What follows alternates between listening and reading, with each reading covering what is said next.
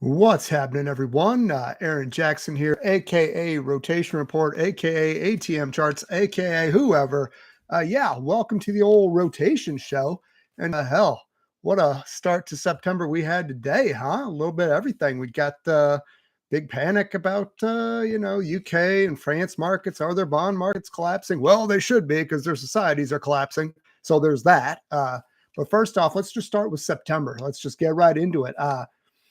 A lot of talk about the seasonality in September. Is it bearish? Is it bullish? So everyone's talking September. So that's a good thing. We get this scary first day of September. So now it's on people's minds. Again, that's a really good thing. The thing about September is, okay, you get to the back half of September, the government starts moving money around at the end of their fiscal year, which is September 30th, right? So then things can get tight. And what happens in September is like, okay, if it's an uptrend, well, that's fine because there's, people will buy the dips in the uptrend. If it's not an uptrend, it gets a lot sketchier real quick, right? You have a downtrend, you take some money out, and that's when your little, that's when your real concerning price action happens. So now that we're into that, but I think just remember that, right? We're more worried about the back half of the month. And so let's hop right into the old chart stream here. All right. First up, Bitcoin. How about it? Did Bitcoin just bottom? I think it did. And I'm team Ethereum dominance. I think that will be the case in some time. But Tom Lee, he's done the podcast tour. You got all these traders and money managers taking their panties off for Tom Lee. Oh my God, Ethereum's the best. Ethereum went from 1,400 to 4,800. From the bottom of the range to the top of the range in basically a straight line. So yeah, it's taking a few weeks off. It's having a smoke break. Okay. It's, it'll be fine in time. Actually, if we get a dip down to say 4,100 tomorrow, later this week, something like that, people are like, oh shit, Bitcoin's rallying. Ethereum's not the place to be. That shakes out the impatient money. Maybe something like 4,100 area, a little bit below that, 4,000 something, get a little bid there. I know I'm going to be hitting it hard. So we'll see how that goes. But for now, Bitcoin looking pretty damn good. And I don't know if you noticed, we're in the scary September, and holy shit, people are talking about gold. I mean, a fevered pitch in gold. This is reminding me, we're seeing this a lot, right? Where things start moving up, they start going vertical, and people are just really excited about them. It started with the AI, and then it's like the Ethereum, right? Everyone's excited. But now look at GDX, gold miners, running into pretty thick resistance from the 2010 high. We're seeing a lot of these type of resistances around. You can't be surprised if it's like, chill out. It just pulls in Ethereum. Let's just calm the fuck down for a little bit. Let's just get it together, because just straight vertical move. What? We're just going to chase into the straight vertical move and it's just going to keep going? I mean, it could, but that's a really dumb way to approach the markets. No doubt about that. And we're looking, this bond market is really damn interesting, right? People are like, oh shit, the bond market might fall apart. Give me gold. Well, okay. First of all, if the bond market does fall apart, gold is also a financial asset. And if the bond market starts to, the yields start to rip, and then people are getting liquidity, the liquidity's tight, money's coming out of the market. That includes gold too. So, what would you sell? Like gold's up a ton, right? The people have been buying it for years. Like, oh, this is a bit much. Everyone's just chasing at this point. It looks like silver is the better bet, honestly. But here we go with the US 30-year treasury yield. Look at that thing, 5%. That's our number, big number. Is it going to break higher? Is it going to roll over? Beats me. But one thing to note is we move on to some of these other bond ETFs. You got the Vanguard Total Bond Market ETF. You've got the international treasuries. You've got U.S. corporate bonds, all selling off here right at their 200-week moving averages after doing nothing for years, right? The market's been full of liquidity, right? Pumped full. Everyone's just trying to prop up the assets, keep their fucking governments going and all that type of shit. Well, no one's buying these goddamn bonds. Nobody wants any of them. Smart money is like, no, gold, inflation. That's the deal. That's the play here.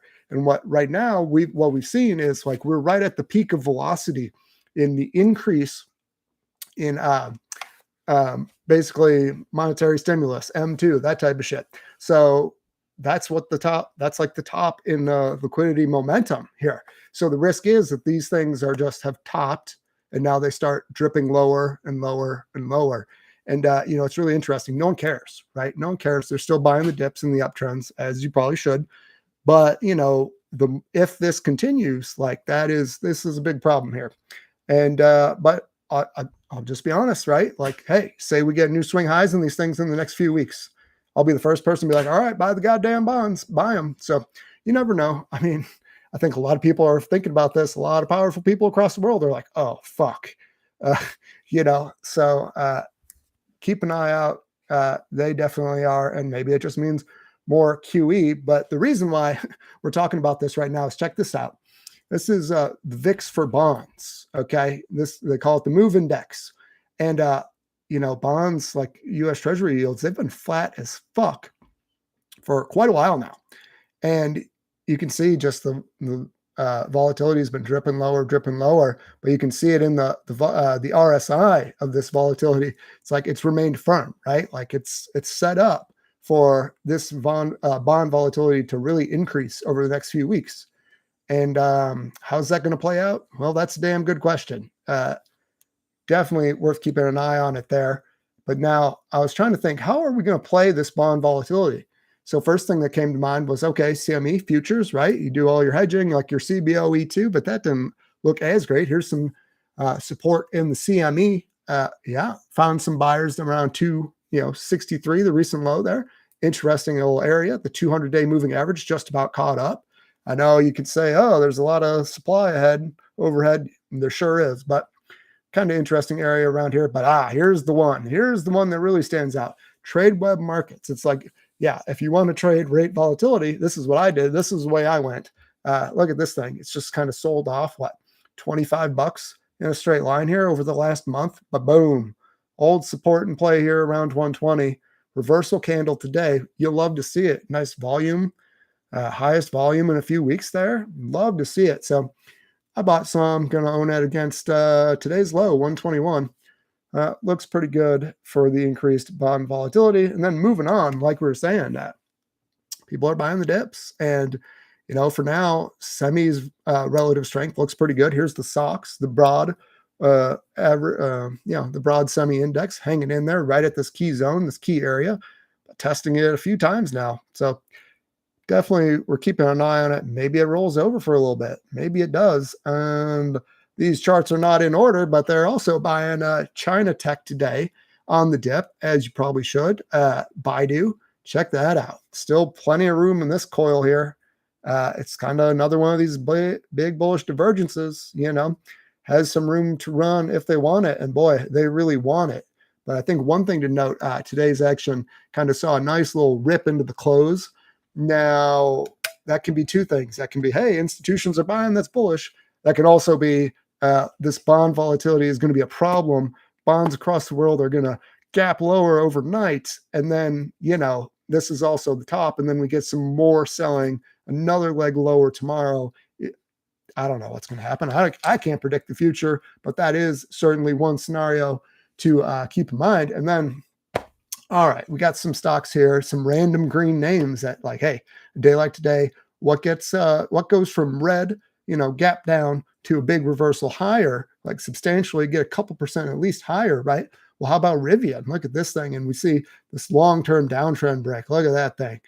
Was that 3-year downtrend break? And then over the last few months, last quarter or so, it's just consolidating, holding up. So not sure when earnings are. Might be soon, might be this week. Hell, actually, now that I think about it. But, this is the type of name we're looking for. Just if you see something on your watch list that's, green a couple percent today. Now, this thing reported a month ago, but if your name's on your watch list were green a few percent today, holy shit, pay attention to that. And if we look, we've got quite a few candidates in the AI. I'm not sure. I don't remember what I put on the list, but we've got Teradyne, TER, Tower Semi, TSEM, Seagate, STX, Western Digital, WDC, Fabrinet, FN. I think we've got that one in here. Maybe Credo, and then maybe IonQ, that NVIDIA of Quantum. Quite a nice little list there of risk on type of names. in the AI. So if things break the right way, very interesting, right? But we'll see. And then the shoals. Okay. So you say, oh, well, are there problems in Europe? Well, okay. Interesting. The shoals is basically a US solar play. They're not relying on any of the tax credits. So they don't have any of that noise around there. But you can see started to bottom, led the group today, plus 3%, kind of holding around this old pivot area. So we'll see if this guy can keep going. And then, oh, there's SMH. Look at that thing. Yeah. Trump dropped said, Taiwan Semi, he revoked a waiver, which they can't sell to China, which is weird because the US is over here. And then Taiwan is right next to China over there. So what's up with all these goddamn waivers? Anyways, Trump's just flirting. He's just saying, what's up, girl? And who knows? Maybe he's going to try to have a stake in Taiwan Semi by next week. But, SMH holding up. You could say, hey, trade versus these lows. This recent low area could be the bottom. You never know. We'll see. Here's Axcelis Tech. A lot of these power semis, kind of a very interesting long-term spot in this Axcelis. A lot of these it's a power semi, silicon carbide. If you saw Air Test Systems, AEHR, this is kind of like a bigger, like less volatile cousin. Well, maybe not less volatile. Look at that thing, 160 to 40 over decline over 8 months there. So maybe not less volatile. Oh, there's the Fabrinet. Yeah, green by just 1%. But these companies, these AI companies, they're kind of not really laying all their cards on the table there, but they are mentioning, yeah, we got some component shortages. And I think, on a day like today, those names we talked about, that's where the tightness is in the AI components, just these various kind of chip semi names, electrical component names that are green today. Hell yeah. And then moving on, very interesting, some of these Argentinian banks, right? Like we're seeing the money flow into the China tech and all these different areas, and Latin America is making new 52-week highs for the first time in a year and a half, something like that. Anyways, Banco BBVA Argentina, look at this thing collapse. It's a pretty straight line drop from 17 to 11 and a half today. Closes green buck off the low. Not too bad. Look at this long-term support area. And then we move on up. It's not in order, but here's Grupo Financial Galicia. Yeah, whatever. GGAL. Another one just sold off pretty bigly in a straight line here. It was down a few bucks, closes $3 off the low. Hell yeah. At this long-term support area. I think rotation report subscribers probably long. I mean, we talked about it last week. These areas right here in this GGAL looking pretty good for a bounce. You could say the low is in, but don't know that. And then here's Caterpillar. They keep telling us the economy is screwed. Well, it might be or not. Anyways, today held above the old high here. 2024 high, 50-day moving average looks kind of good. I mean, if this is the low, I mean, goddamn, right? Like that could be big. And let's be honest, metals are the hottest group. No matter whatever you're trying to dig out of the earth, it's all just pretty damn hot. And that about wraps it up for today. I think we covered everything. And do me a favor, give me a shout or like the video, subscribe to the channel, whatever. And all right, you guys have a nice day.